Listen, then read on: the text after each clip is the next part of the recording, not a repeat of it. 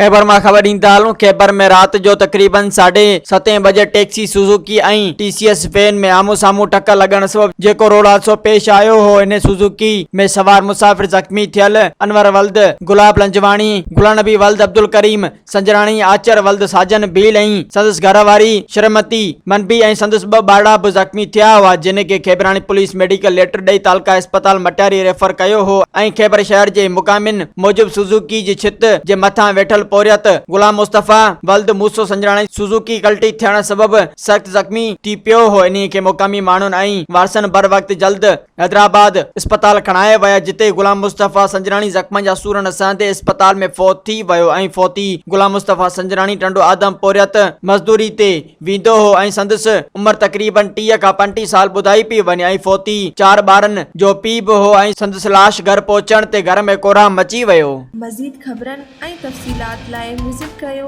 असांजी website www.awamiNewsHD.com ऐं ॾिसंदा रहो अवामी न्यूज़ HD।